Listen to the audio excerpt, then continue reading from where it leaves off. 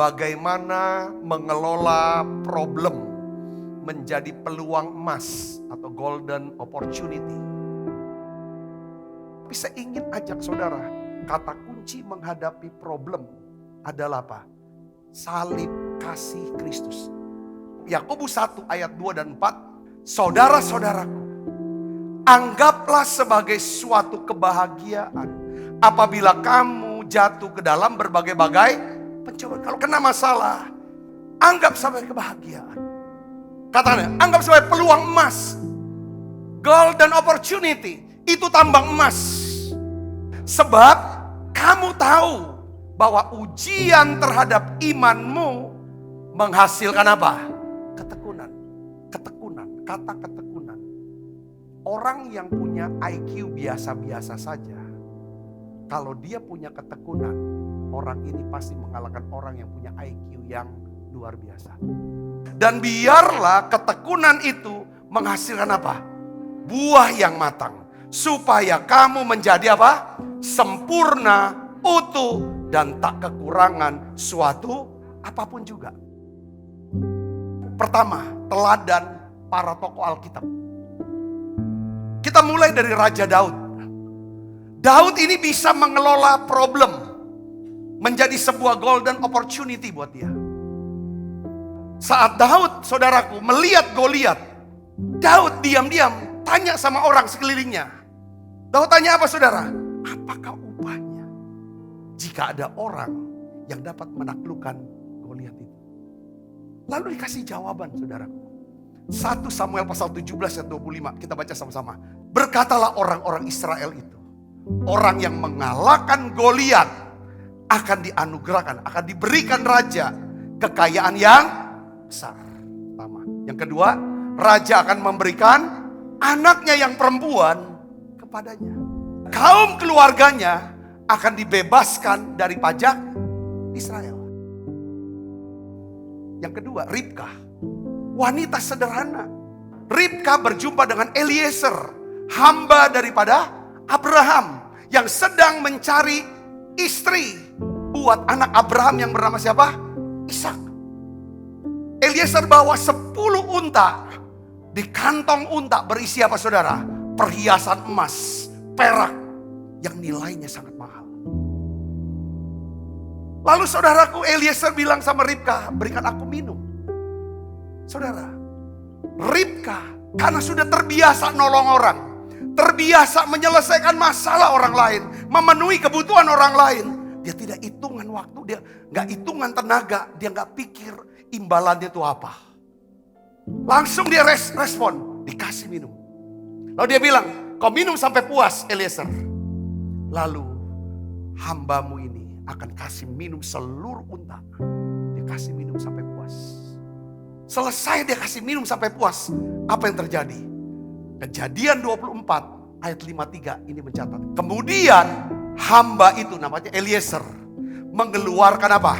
Perhiasan emas, perak, serta pakaian kebesaran, dan memberikan apa? Semua itu kepada siapa? Ribka. Juga kepada saudara-saudaranya, kepada ibunya diberikan pemberian yang indah-indah. Mordekai orang Yahudi, saudara, yang sedang ditawan, dibuang ke Persia pada waktu itu, di bawah kekuasaan Raja Ahasiweros. Haman punya rencana untuk membunuh dan membinasakan seluruh orang Yahudi. Dia dendam sekali, saudaraku. Mordekai, dia memberitahu Esther, Ratu Esther, yang saudaranya dia, ya kan? Supaya Esther bisa mengungkapkan rencana jahat ini dan membatalkannya, rencana jahat Haman di hadapan raja. Oleh karena itu puasalah kita 3 hari. 3 hari 3 malam, tidak makan, tidak minum, kita puasa. Makanya kita kenal dengan puasa Esther. Esther mentaati permintaan Mordekai dan Esther berhasil melakukannya. Lalu Raja Ahasiweros menghukum Haman. Ya kan? Lalu bangsa Yahudi diselamatkan dan hidup tentram. Lalu kedudukan Haman sebagai orang nomor 2, saudara, di dalam kerajaan Persia itu digantikan oleh siapa? Mordekai. Setiap problem yang kita hadapi, saudara, di dalamnya terkandung hikmat Tuhan, perubahan hidup, dan promosi. Kalau kita menjadi seorang yang berhasil memecahkan problem, menjadi problem solver, kita akan menerima upah berupa apa? Perubahan hidup, kekayaan, kehormatan, dan promosi. Sebaliknya, kalau kita menjadi orang yang suka membuat masalah, membuat orang jadi susah, maka kita akan mendapatkan apa? Ganjaran yang setimpal. Kita belajar lagi dari siapa? Yesus Kristus. Mengapa nama Yesus? Allah memberikan kepada Yesus nama di atas segala nama. Karena Yesus Kristus telah menyelesaikan problem terbesar dari manusia. Apa problem manusia? Iblis, dosa, dan maut. Api neraka, hukuman kekal. Semua orang sudah jatuh dalam dosa. Dan Yesus selesaikan masalah ini. Dengan cara apa? Dia mati di salib. Dia serahkan nyawanya buat setiap kita. Supaya setiap kita yang percaya pada Yesus, kita tidak binasa. Saudara tidak binasa. Saya tidak binasa. Tapi kita beroleh hidup yang kekal. Kita punya rumah di surga. Kalau jantung kita berhenti berdetak, kita tahu kita akan bersama Yesus di sorga. Kita masuk ke poin yang kedua. Untuk kita renung. Saat kita mengalami problem yang menyebabkan kita mengalami kesedihan, kesakitan, penderitaan, coba kita tanya sama Tuhan. Kita omong sama Tuhan. Yang pertama, apakah Tuhan sedang mencoba menarik perhatian saya? Kalau Tuhan mencoba menarik perhatian, artinya Tuhan mau dekat dengan kita. Pertanyaan kedua yang harus kita tanyakan adalah apa? Apakah ada sesuatu yang Tuhan ingin saya perbaiki? Cara hidup saya kah? Cara saya cari nafkah? Cara saya menggunakan uang? Cara saya berbicara? Cara saya memperlakukan orang lain? Sikap saya sama orang? Seringkali masalah itu bisa mengajar kita.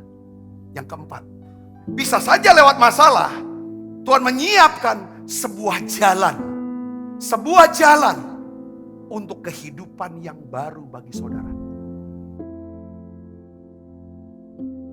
Sekarang gimana Pak? Mengelola problem menjadi golden opportunity.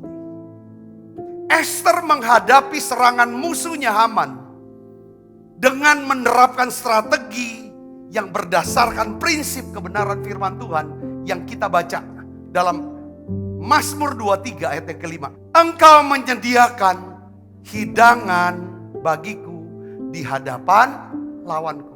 Engkau mengurapi kepalaku dengan minyak. Pialaku penuh melimpah. Engkau menyediakan apa?